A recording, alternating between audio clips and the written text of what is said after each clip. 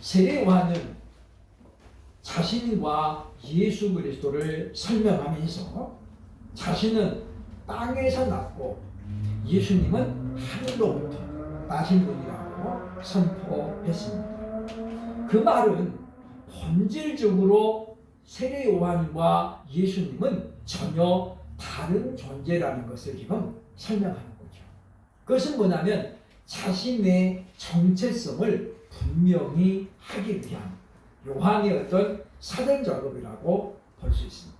그러니까 자신이 나는 메시아도 아니고 엘리야도 아니다. 나는 땅에서 난 자다. 그렇게 선포하니까 처음에는 많은 사람들이 요한이 혹시라도 메시아가 아닌가, 그리스도가 아닌가 라고 따라왔던 많은 사람들이 일부는 실망도 하고 아니네 그리고 떠나기도 하지만 또 많은 사람들은 그럼에도 불구하고 요한의 곁을 지키는 사람들이 있었다라고 합니다.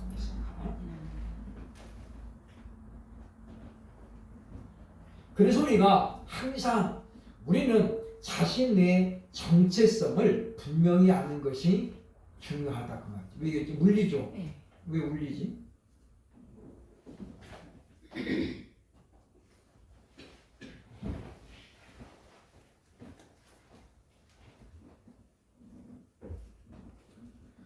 그러면서 우리는 오늘 본문을 통해서 하나님께서 택하시고 그리고 하나님께서 이 땅에 사명을 주셔서 하나님께서 보낸 사람들의 특징을 요한은 우리에게 소개를 하고 있습니다.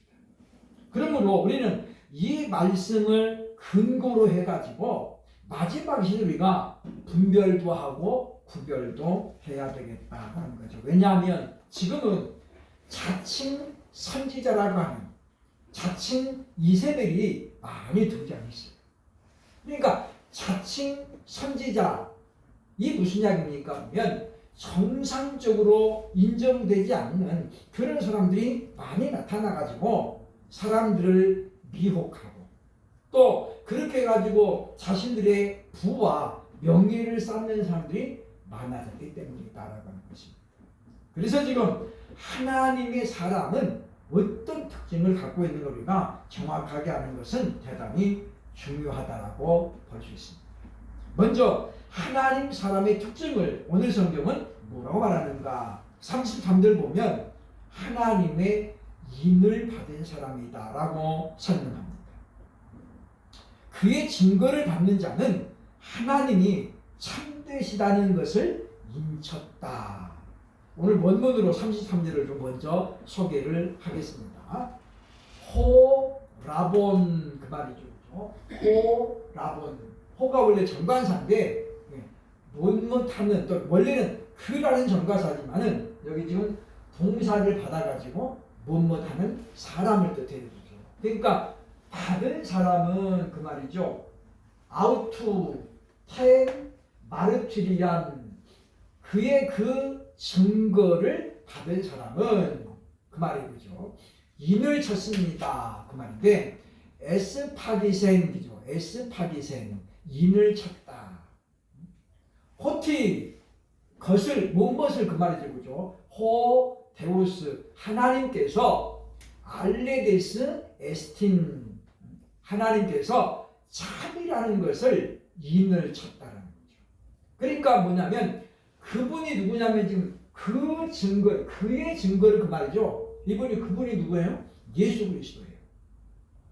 예수님의 증거를 받은 사람은 하나님께서 이 사람은 참되다라고 인을 쳤다라는 거예요. 인을 쳤다. 그래서 이제 인을 쳤다라는 말이 무슨 의미인가는 뒤에서 설명을 제가 드리도록 하겠습니다. 이어서 34절을 보면 호가르 그 말이죠. 혼가르 가르가 두 번째 나오는 왜냐하면 그 말이죠. 그를 보면 아페스 파일렌 보내셨고 누가 보냈냐면 호 데우스 하나님께서 보냈다는 거죠. 타 레마타 그 말씀들을 누구 말씀이냐면 투 데우 하나님의 말씀들이에요. 그리고 랄레이 마라미니 그 말이죠. 그죠? 그러니까 보면 하나님께서 이 사람은 참되다라고 인을 쳤고 그 다음에 두 번째가 뭐예요? 하나님이 말씀들을 주셔서 그를 보내셨다는 거예요. 근데 말씀들이 뭐예요? 지금 레마라는 걸 레마. 요한복음 1장에 태초에 말씀이 계시니라 그 말씀은 로고스예요. 로고스. 근데 여기 지금 레마잖아. 레마타. 그게 뭐냐면 로고스는 이 66번의 성경 전체를 말해요.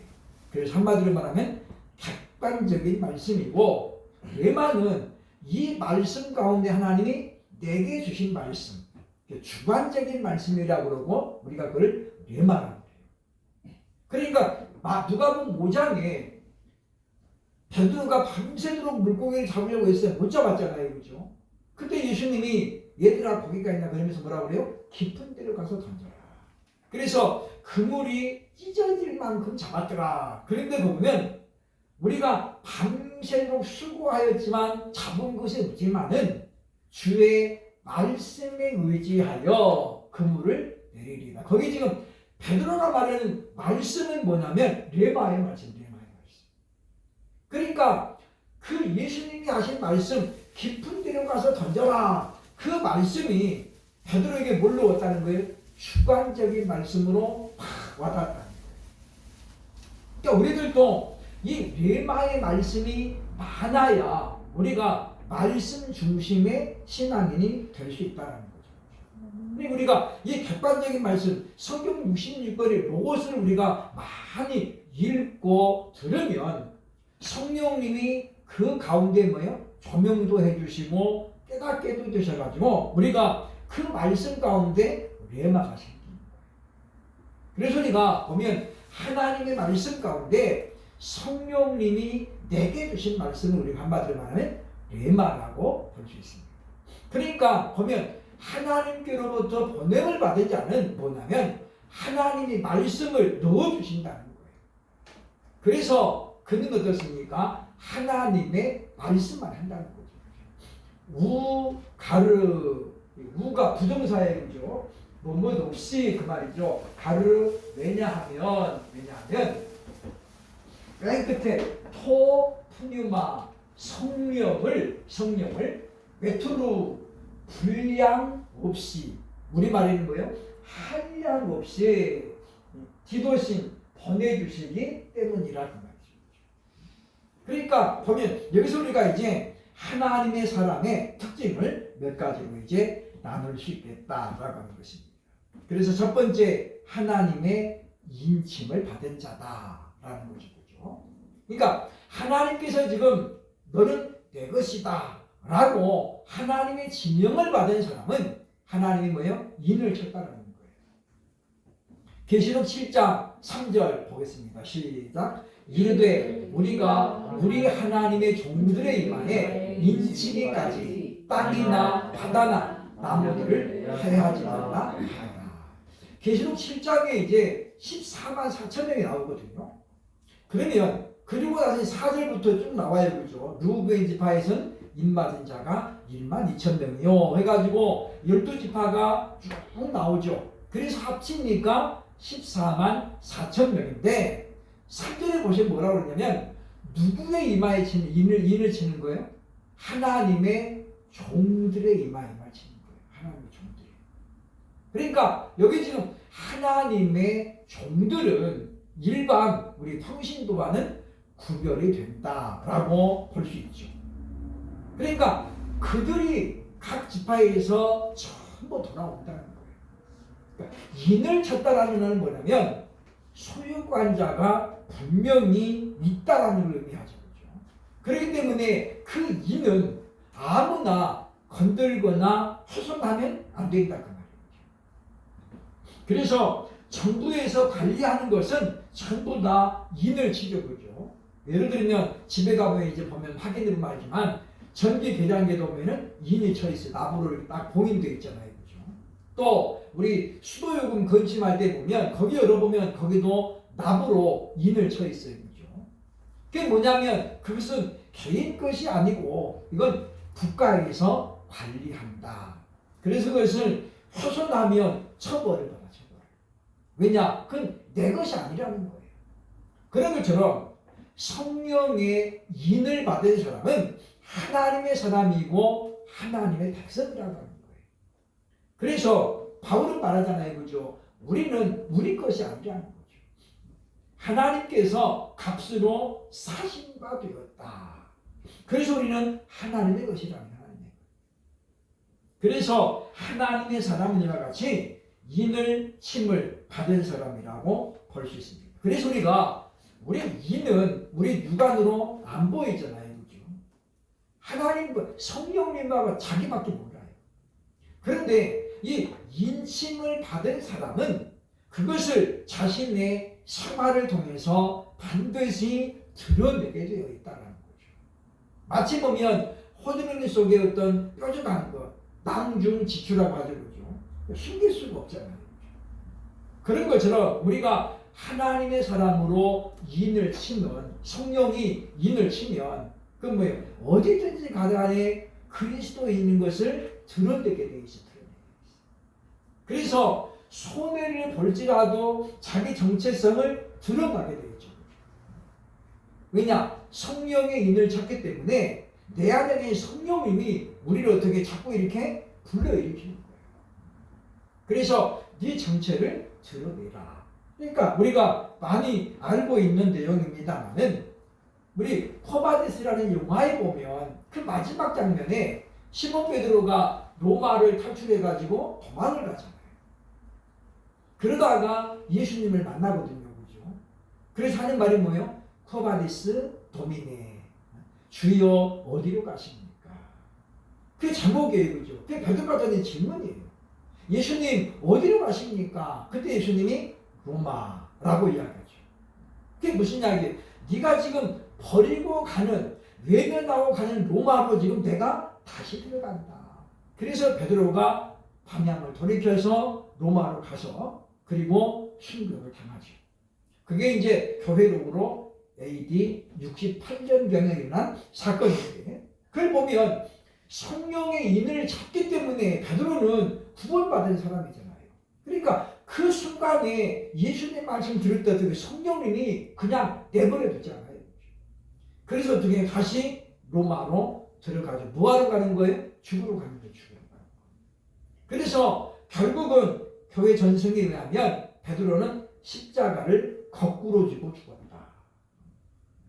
감히 예수님을 따라갈 수 없다는 거죠. 그래서 십자가에 거꾸로 매달려서 죽었다. 그래서 요한복음 21장에 예수님이 베드로의 장례를 예언했잖아요. 사람들이 강제로 너를 띠띠우고 너를 매달릴 것이다. 그래서 순교당할 때 예수님이 말씀했고 베드로는 그렇게 되어졌음을 성경이 말하고 있습니다. 그래서 하나님의 인침을 받은 사람들은 자신의 존재를, 자신의 정체성을 항상 드러내며 살게 되어 있습니다. 두 번째, 하나님 사람의 특징은 무엇이냐면 하나님의 말씀을 한다는 거예요. 하나님의 말씀을 한다. 34절에 보면 말씀하고 있는데 왜 하나님의 말씀을 하느냐? 거기 지금 하나님의 말씀이 뭐라고 했어요? 레마라고 해요. 하나님이 그에게 그 말씀을 주셨기 때문에 하나님의 말씀을 하는 거예요.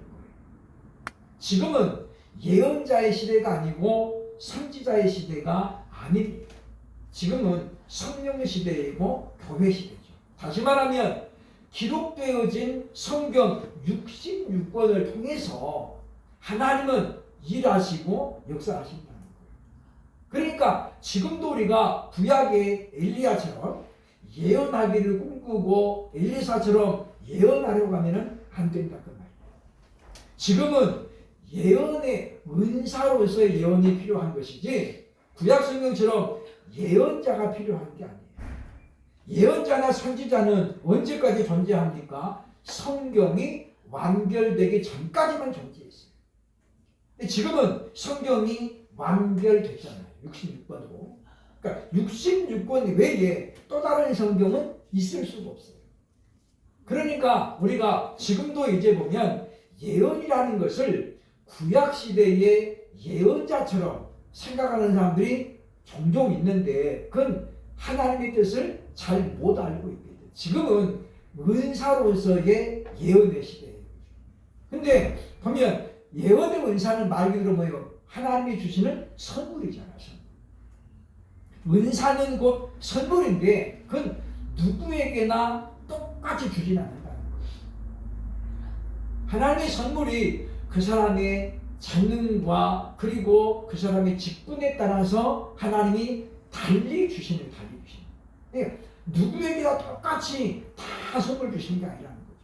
그러니까 어떤 사람들에게는 지혜의 말씀의 은사를 주시고 어떤 사람들은 지식의 말씀 은사를 주시고 그래서 지식의 말씀이 있는 사람들은 교수가 말이 되는 교수가 또 영분별의 은사도 주시고 방언의 은사도 주시고 통역의 은사도 주시는 거예요. 그러니까 그런 것들은 뭐냐면 하나님이 주시는 직분을 통해서 교회에 덕을 세우라고 주시는 덕을 세우라고. 그리고 그 직분을 잘 감당하기 위해서 은사를 주시는 것이지 다른 목적이 아니라는 거죠. 그러나 자칭 선지자들 또는 자칭 이세벨은 그런 은사를 가지고 뭐예요? 자기 어떤 부를 쌓고 헛된 것을 쌓는 데에 사용하고 있다는 우리는 기억을 해야 되겠다라고 하는 것입니다. 그래서 지금은 성경을 올바로 선포하고 그리고 좀 알아듣기 쉽게 성경을 알리는 그런 노력이 필요하다는 거예요. 그러니까 우리 제 친구 목사님이 전도사 때 전라북도 순창에서 이제 교회를 했는데 거기 보니까 이제 할머니들만 한 대여섯 명 나오시는데 이분이 전도사 때 개척했으니까 이제 후임으로 갔으니까 얼마나 열정이 넘치겠어요. 막 주석을 연구하면서 막 목사님 깜찍게 설교를 잘 준비해가지고 그래서 했는데 할머니들이 다 설교하자마자 다 자더래요. 그래서 아니 너무 속상하잖아요. 자기는 막 밤잠을 설설하면서 성경을 배운 대로 정말 열심히 준비했는데 할머니들이 그냥 다 자. 노골적으로. 그래서 한 달 정도 지난 다음에 물어봤대요. 그죠? 너무 궁금한 게 있어서 이제 권사님들이니까. 그랬더니 그 할머니가 그러더래요. 그죠? 권사님 오늘 설교 알아들으셨어요? 나 뭔 소리인지 하나도 몰라.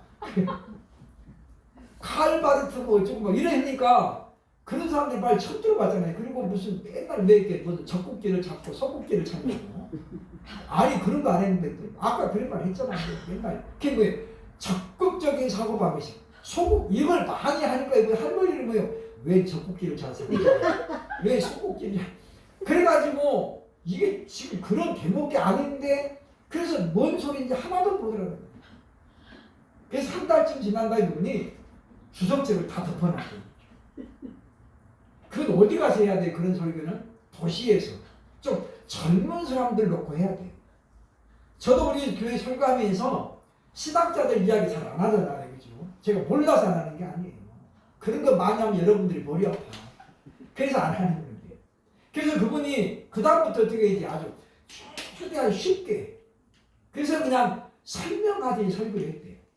그랬더니 그때서야 권사님들이 아멘도 하고 알아듣더라는 거죠. 그러니까 마찬가지예요. 지금은 하나님 우리에게 주신 이 말씀을 우리도 잘 연구해야 되지만 우리가 말씀을 좀 쉽게 원래의 뜻을 잘 파악해서 알려줘야 돼요. 그래서 예수님이 요한복음 5장 39절 이렇게 우리에게 말씀하죠. 보겠습니다. 시작. 너희가 성경에서 영생을 얻는 줄 생각하고 성경을 연구하거니와 이 성경이 곧 내게 대하여 증언하는 것입니다.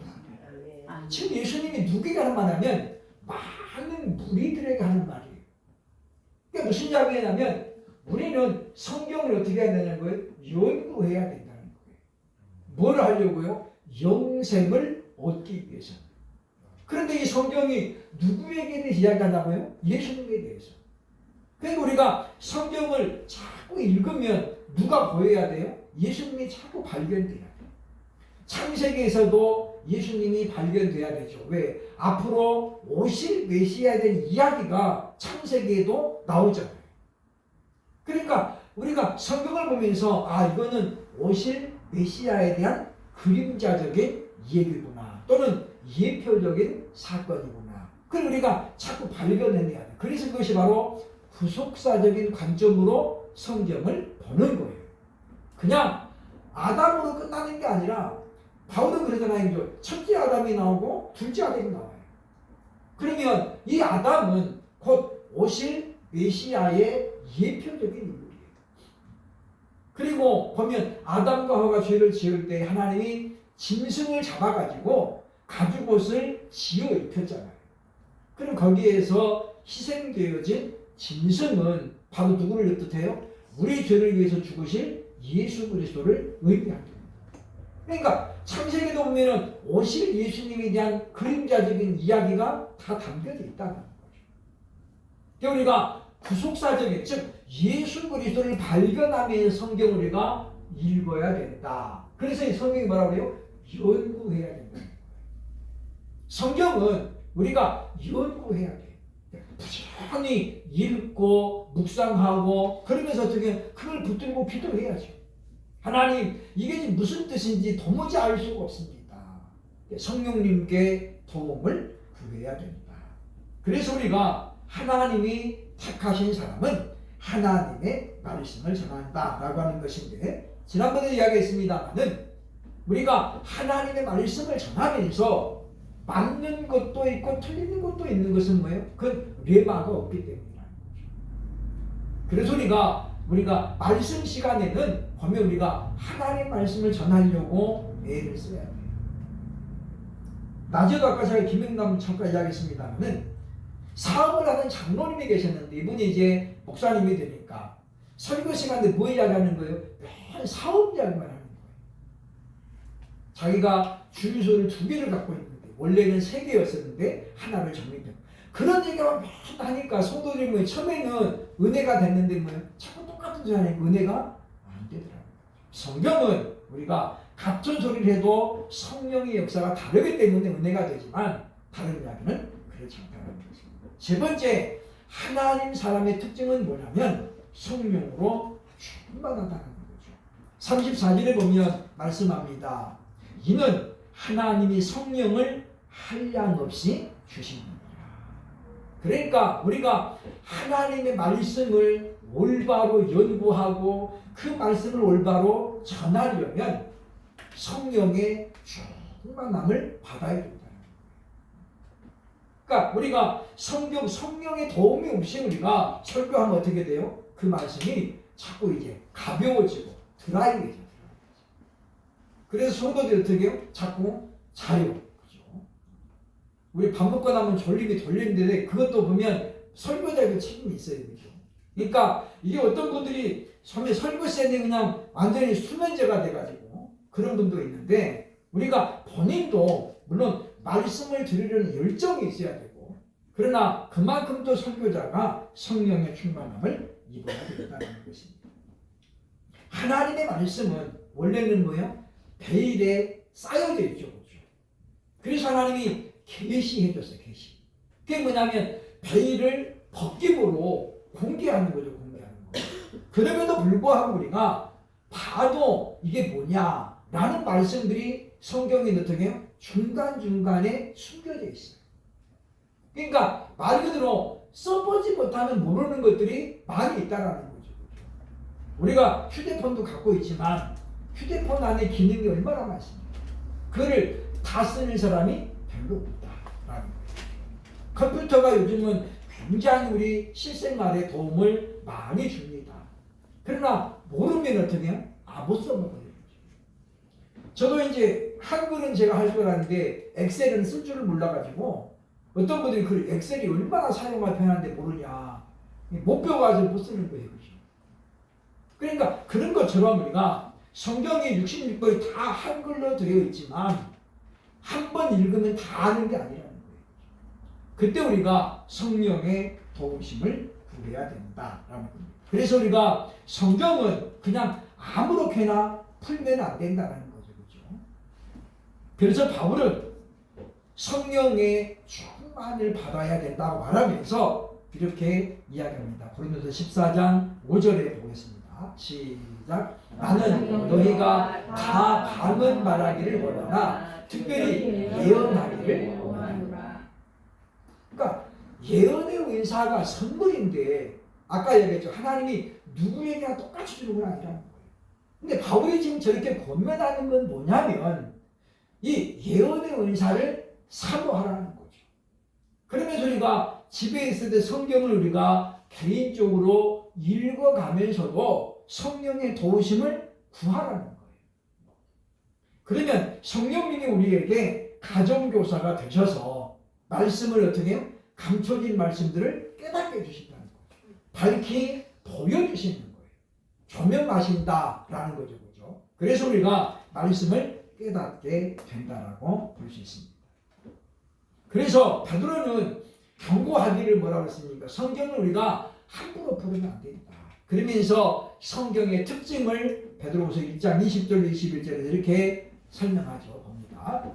먼저 알 것은 성경의 모든 예언은 사사로이 풀 것이 아니요 예언은 언제든지 사람의 뜻으로 된 것이 아니요 오직 성령의 감동하심을 받은 사람들이 하나님께 받아 말하는 것입니다. 하나님께 받아. 그러니까 성령의 감동하심을 받은 사람들이 썼기 때문에 성령의 감동이 없으면 성경은 어떻게 함부로 풀어서는 안 된다. 그래서 오늘날은 이 말씀으로 말미암은 많은 이단들이 생겨나요.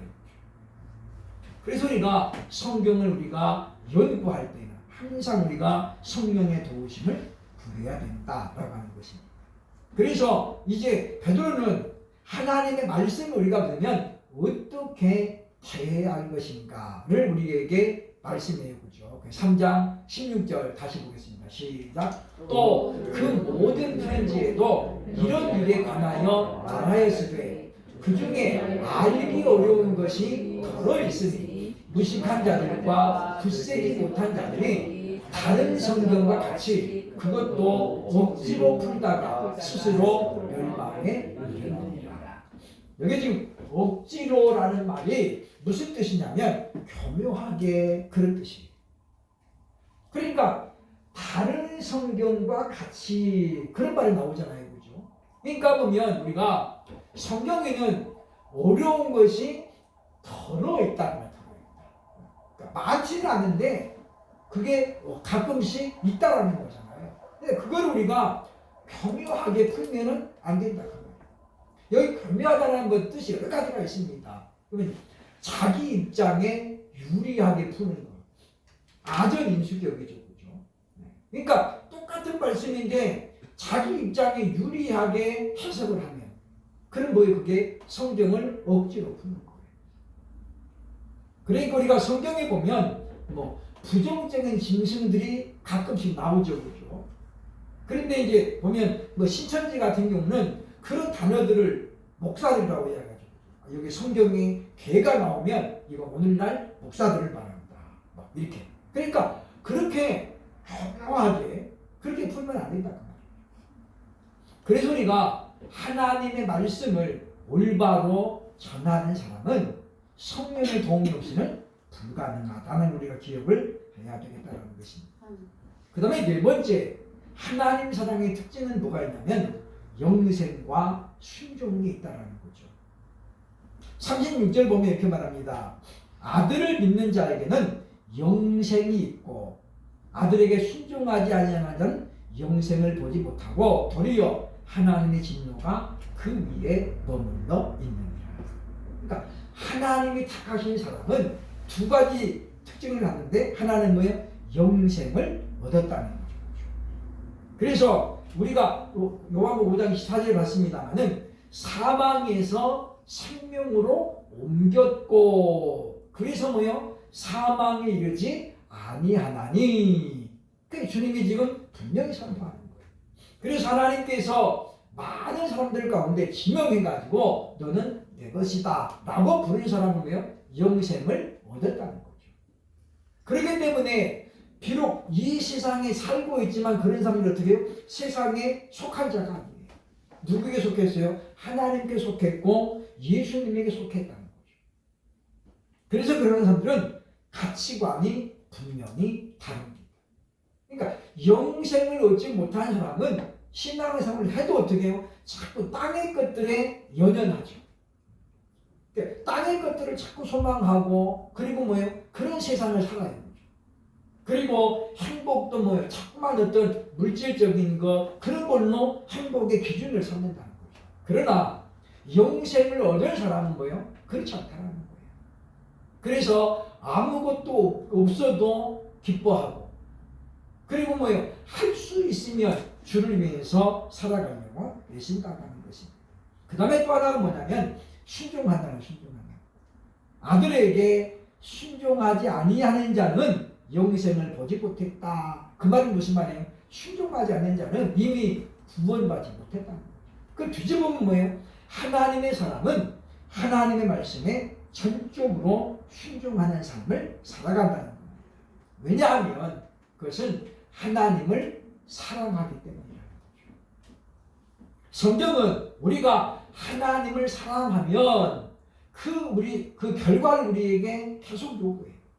그게 뭐냐면 요한 1서 2장 3절 4절 보겠습니다. 시작. 우리가 그의 계명을 지키면 이로써 우리가 그를 아는 줄로 알 것이요 그를 아노라 하고 그의 계명을 지키지 아니하는 자는 거짓말하는 자요 진리가 그 속에 있지 아니하게.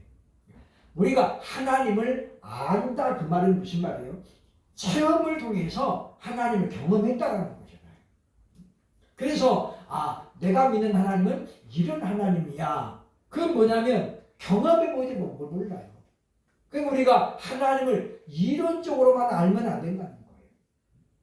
그래서 우리가 때로는 금식도 해보고 때로는 작정해서 기도도 해보고 그래서 우리가 하나님을 경험해야 돼요. 그때에 우리에게 뭐가 생깁니까? 하나님에 대한 산 지식이 생긴다는 거죠. 그러면 하나님을 아는 자는 어떻다는 거예요? 계명을 지킨다는 거예요. 지킨다는 건 뭐예요? 순종한다는 거죠. 그러나 반대로 뭐예요? 하나님을 안다고 하면서 계명을 지키지 않는 사람은 뭐예요? 거짓말하는 거예요. 그 다음에 둘째 요한일서 2장 5절 봅니다. 시작. 누구든지 그의 말씀을 지키는 자는 하나님의 사랑이 참으로 그 속에서 온전하게 되었나니 이로써 우리가 그의 안에 있는 이를 알아라.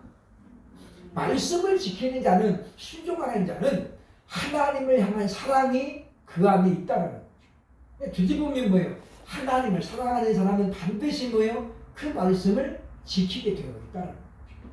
그리고 그 말씀을 순종하려고 어떻게 해요? 애를 쓴다는 거예요. 하나님은 우리에게 완전한 것을 요구하지 않습니다. 문제는 뭐냐면 우리가 그 완전에 도달하려고 얼마나 힘쓰고 애쓰는가를 보신다는 거예요. 그래서 처음부터 그냥 나는 안 돼 라고 포기하는 것이 아니라 하다가 중단할지라도 계속해서 말씀에 순종하려는 노력이 있어야 됩니다. 하나님은 그럴 수 있는 은혜를 우리에게 주시기 때문이다 라고 하는 것입니다. 그 다음에 세 번째 보면 순종하지 않는 자를 불법이라고 성경은 말합니다. 마태복음 7장에 보면 나오는 말씀이죠. 요한일서 3장 4절부터 먼저 봅니다. 요한일서 3장 4절 봅니다. 시작. 죄를 짓는 자마다 불법을 행하나니 죄는 불법이라. 그러니까 요한일서 3장에 보면 그렇게 말씀하는 거죠. 죄를 짓는 자마다 불법을 행하나니 죄는 곧 불법이라. 그러니까 이 죄가 뭐예요? 불순종이죠, 불순종. 그러니까 아담이 지은 죄가 뭐였어요? 하나님 말씀에 선악을 알는다면 실과를 따먹지 말라. 근데 그거를 어겼잖아요. 그러니까 말씀에 대한 불순종이 뭐예요? 그게 죄이고 그게 뭐라는 거예요? 불법이라는 거예요. 그래서 이와 같이 말씀을 어기고 불법을 행하는 자들은 열매가 있어도 주님께서 이렇게 단호하게 말씀합니다. 마태복음 7장 우리가 잘 아는 말씀이죠. 23절 봅니다. 그때에 내가 저희에게 밝히 말하되 내가 너희를 도무지 알지 못하니 불법을 행하는 자들아 내게서 떠나가라 하리라. 이들이 누구예요 지금? 그 앞에 보면 뭐라고 했습니까? 주의 이름으로 선지자로 타고 주의 이름으로 귀신 쫓아다니고 주의 이름으로 많은 일들을 했어요. 그러니까 뭐가 있다는 거예요? 열매가 있다는 거예요. 그런데 예수님이 왜 모른다고 해요? 불법을 행하는 자들아. 그러니까 그들이 주의 이름으로 이렇게 많은 일을 했지만은 목적이 뭐였다는 거예요? 하나님께 영광을 올리는 순수한 목적이 아니라 그 가운데 뭐예요? 자기 어떤 명예, 자기의 부를 위해서 그렇게 했기 때문에 주님 모임을 불법이라고 합니다. 그러니까 역으로 말하면 하나님께서는 마지막 때에 그런 사람들도 일꾼으로 쓰신다는 거죠. 그러니까 우리가 어떤 은사가 막 강하게 나타나고 열매가 나타난다고 해서 우리가 그 사람 자체를 우리가 신뢰하면 안 된다는 거죠. 문제는 뭐냐면 하나님께서 그런 사람을 통해서라도 뭐예요? 아버지 뜻을 이루고 있다는 거예요. 그게 중요하다는 거예요. 그러니까 우리는 그 사람을 우리가 보고 야, 참 위대하다라고 할 것이 아니라 그 사람의 배후에서 역사는 하나님께 영광을 돌려야 된다는 거예요. 그래서 하나님께 속한 사람 그리고 하나님의 사람은 이와 같이 뚜렷한 특징을 갖고 있다라고 말 수 있습니다. 특별히 요한 3서에 보면 한 가지를 더 추가하고 있는데 하나님께 속한 자는 선한 일을 힘쓴다고 했어요. 거기 보면 힘쓴다라는 말이 있죠. 그러니까 그만큼 뭐예요? 자기가 애를 쓴다는 거예요. 선한 일을 알고도 행하지 않는 자는 뭐예요? 죄라고 예수님이 말씀하고 있었기 때문에 남들이 안 할지라도 상대적인 것이지만 우리 자신이 뭡니까? 자신의 믿음을 지키듯이 우리도 하나님의 뜻을 이루어 가려고 애써야 되겠다라고 하는 것입니다. 그러므로 지금은 열매로서 분별해야 합니다. 좋은 나무가 나쁜 열매를 내릴 수 없다. 주님이 그랬잖아요. 나쁜 열매가 좋은 열매를 내릴 수가 없다라는 거예요. 그렇기 때문에 우리가 보면 이제는 우리도 보면 사람을 지나치게 우리가 신뢰하는 것이에요. 성경에는 사람을 믿음의 대상이라고 하지 않아요. 사람은 어떻게 자꾸만 허물을 덮어줘야 되고 그리고 사랑해야 될 대상. 우리가 믿어야 될 대상은 누구예요? 오직 예수 그리스도 하나님뿐이에요. 그러므로 우리가 어떤 개인에게 절대적인 그런 가치를 두는 것은 옳지 않다라는 걸 우리가 분명히 기억하고 우리는 이제 우리 삶을 보면서 나는 과연 하나님의 사람입니다. 오늘 제가 5가지를 설명했습니다만은 나는 이 중에 지금 몇 가지가 해당이 됩니다. 나는 정말 선한 일을 하려고 애를 쓰고 있다. 어떤 큰 이익이 오더라도 이것이 옳지 않은 일이라면 나는 과감하게 지금 잘라내고 있는 그런 단호함이 있는가. 우리가 생각을 해보면서 그러면서 우리가 하나님의 사람으로 이 시대를 살아가면서 땅에 속한 자가 아니라 하늘에 속한 자로 또한 한 주간도 승리하며 살아가는 우리 모두 될 수 있기를 주의 이름으로 축원합니다. 아멘.